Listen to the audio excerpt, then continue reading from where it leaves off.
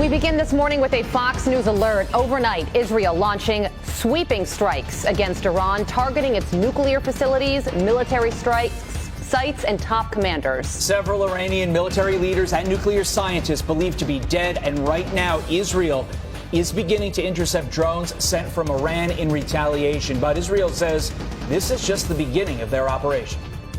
Israel will never allow those who call for our annihilation to develop the means to achieve that goal. Tonight, Israel backs those words with action. You are watching a special 4 a.m. edition of Fox and Friends First on this Friday morning. I'm Carly Shimkus. And I'm Todd Pyro. Alex Hogan, live in Israel, joins us now with the very latest. Alex. Hi, Carly and Todd. Israel says that it has identified as many as 100 drones launched by Iran heading toward Israeli airspace. And Israel says that it has started to at least attempt to shoot down some of those drones over Syrian airspace as Jordan is attempting to take down some of the drones that are above its airspace. At the same time, we just got this new alert from Israel's home command urging people that they do not need to stay as close to shelters as they had been in the previous hours, indicating that Israel and the Israeli Defense Force believe at this point that they will be able to take out the incoming threat as we await what could be these waves of drones sent over anytime this hour. All of this follows what happened earlier this morning when Israel says it targeted the heart of Iran's nuclear capabilities in an operation it calls Rising Lion. The Jewish state refuses to be a victim of a nuclear holocaust perpetrated by the Iranian regime. I've made it clear time and again, Israel will never allow those who call for our annihilation to develop the means to achieve that goal. When someone comes to kill you, rise and act first. This is exactly what Israel has done today. We have risen like lions to defend ourselves. Israel says it used more than 200 fighter jets to hit over 100 targets across Iran. In Iran, multiple explosions were heard near the Natanz nuclear power facility. There are reports this morning that that center has been completely destroyed, although the International Atomic Energy Agency says that there has been no increase in the radiation levels at that facility. Fires broke out across Iran. Iranian state media today say that 3 military commanders in the Iranian regime were killed. 6 nuclear scientists were also killed. Iran is calling a major Israeli attack a declaration of war. A declaration of war. This is the Nations Conspire channel. Welcome to today's show.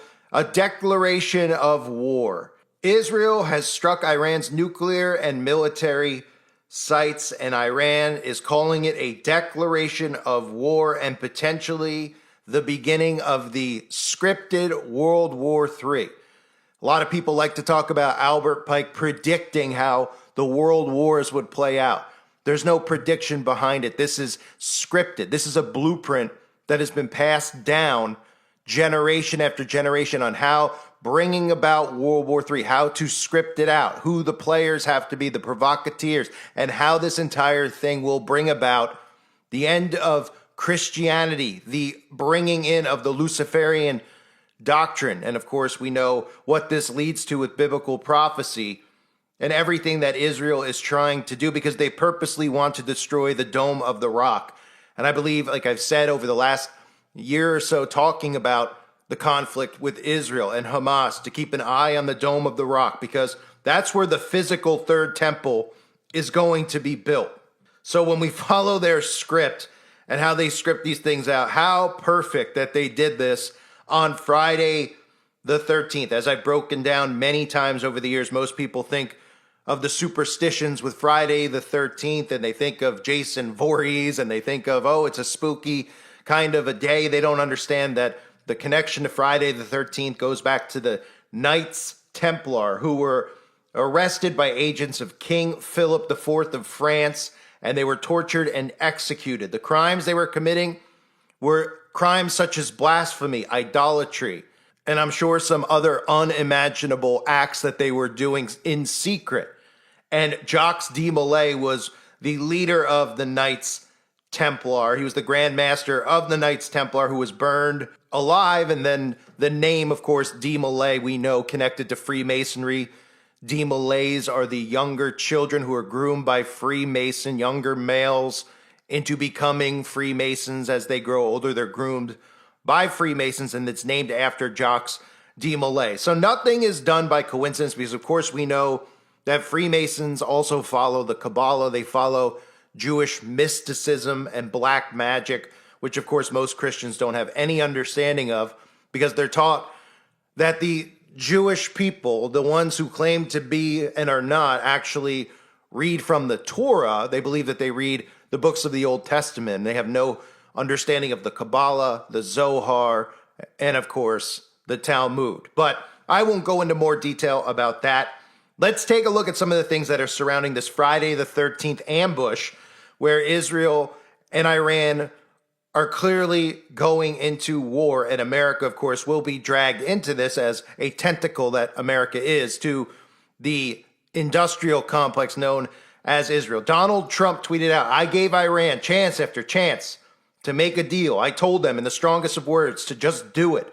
But no matter how hard they tried, no matter how close they got, they just couldn't get it done. I told them it would be much worse than anything they know, anticipated, or were told, that the United States makes the best and most lethal military equipment anywhere in the world by far, and that Israel has a lot of it, with much more to come, and they know how to use it. Certain Iranian hardliners spoke bravely, but they didn't know what was about to happen. They are all dead now, and it will only get worse. There has already been great death and destruction, but there is still time to make this slaughter, with the next already planned attacks being even more brutal, come to an end. Iran must make a deal before there is nothing left and save what was once known as the Iranian Empire. No more death, no more destruction. Just do it before it's too late. God bless you all." So you hear right in there, there's already been great death and destruction. So Donald Trump isn't hiding the United States of America's involvement in this. And of course, this is all being strategically done, aligning the U.S. with Israel, aligning Christians with the state of Israel. Trump even went on to say that the attack on Iran was excellent and that there will be more to come, a lot more to come. And when asked if the United States participated in the attack in any way, Trump responded by saying, "I don't want to comment on that," which is pretty much a way of flat out saying, yes, the United States of America is involved and could very well get pulled into this. And we know that the United States of America will be pulled into this. Now, when we talk about Albert Pike and we talk about the Third World War, people out there use the word predicted. Albert Pike predicted the Third World War. Wow, it's playing, it's scripted. This is a blueprint that was written to tell future generations, future Freemasons, future members of secret societies, obviously higher up than that, on how to bring about World War III, to bring about the destruction of Christianity and to bring in the New World Order. In his letter to Mazzini, he wrote, "The Third World War must be fomented by taking advantage of the differences caused by the agentur of the Illuminati between the political Zionists and the leaders of the Islamic world. The war must be conducted in such a way that Islam, the Muslim Arabic world, and political Zionism, the state of Israel, mutually destroy each other. We shall unleash the nihilists and the atheists, and we shall provoke a formidable social cataclysm which, in all its horror, will show clearly to the nations the effect of absolute atheism, origin of savagery, and the most bloody turmoil. Then everywhere the citizens obliged to defend themselves against the world minority of revolutionaries will exterminate those destroyers of civilization and the multitude disillusioned with Christianity, whose deistic spirits will from that moment be without compass or direction, anxious for an ideal, but without knowing where to render its adoration, will receive the true light through the universal manifestation of the pure doctrine of Lucifer, brought finally out in the public view. The manifestation will result from the general reactionary movement, which will follow the destruction of Christianity and atheism, both conquered and exterminated at the same exact time." And of course, this has to do with Christianity aligning with Israel and the United States aligning with Israel. And we've already seen the political division that has been caused from the conflict with Palestine and Israel, how the government and the news media has been provoking citizens on college campuses, students, I should say, on college campuses to protest, to actively be involved. They're doing this deliberately, psychologically, baiting people in to take a side, take one side or the other side. And whatever side you're not on is your enemy. It's no different than what they've done with the left and right paradigm. So the other thing that we need to watch as this plays out and the U.S. gets involved is the Dome of the Rock, because they want to purposely destroy the Dome of the Rock to build the third temple. They already have the red heifers ready for sacrifice. We've all seen the stories over the last couple of years where the red heifers are in Jerusalem. We've seen Israelis practice their red heifer ritual in front of specific mosques out there. And we know that they are already prepared to build out the third temple. They have the plans drawn out. Don't forget how floating around Israel just back in the beginning of this year and towards the end of last year, that replica of the Ark of the Covenant that was on display in Mar-a-Lago that Donald Trump had, that bizarre replica of the Ark of the Covenant, was actually on display in Israel. It was making its way around Jerusalem just a few months ago, around the time that Trump was put back into power. So Israel-Iran war conflict is now escalating. We have airports shutting down. We have the United Nations getting involved. We have, obviously, rumors of war. And in Luke chapter 21, verse 20, but when you see Jerusalem surrounded by armies, you will know that her desolation is near. They are bringing about prophecy. This is really, in some ways, an unprovoked attack, which we know that they've been escalating this deliberately because that's what the blueprint calls for. It calls for political Zionism to be at war with the leaders of the Islamic world. And now, on the eve of all of this, because it's the eve of Donald Trump's birthday, June 14th, where they have this No Kings movement happening all across the United States of America. Almost one in every single state, multiple events in many of these states. And of course, Donald Trump is going to have this massive military operation going down in Washington, D.C., where all of the military is going to be on hand to celebrate his birth.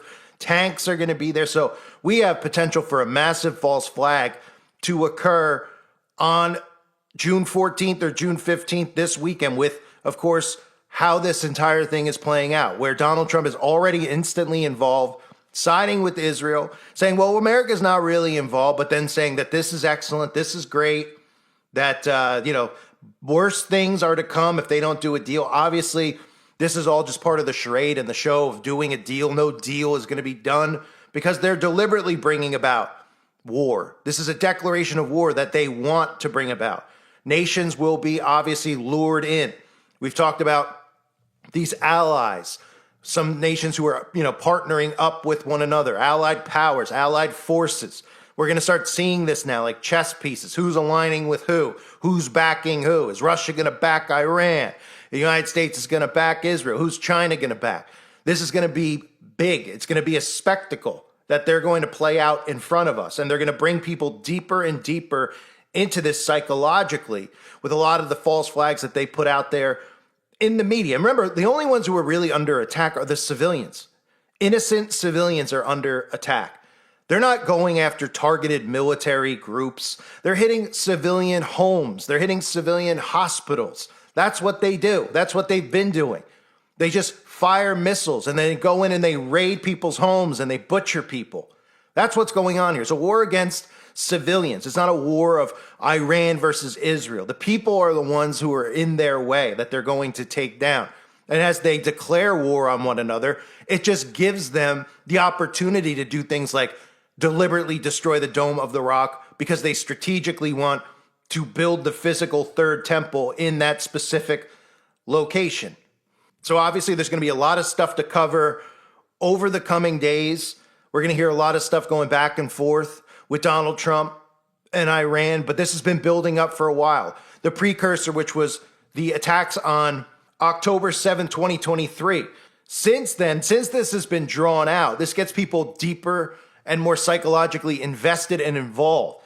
And since then, we've seen all the stuff that they've done, all the psyops, all the false flags, all the psychological operations to make people decide and choose which side they're going to be on, Palestine or Israel, right? We've seen some people actually come to the realization about Israel who once would have obviously never felt that way, but ended up siding with Palestine. A lot of the Democrats who are starting to see actual truth and what cruelty is involved and some of the barbaric acts that we've seen Mossad carry out. That's all been done by design.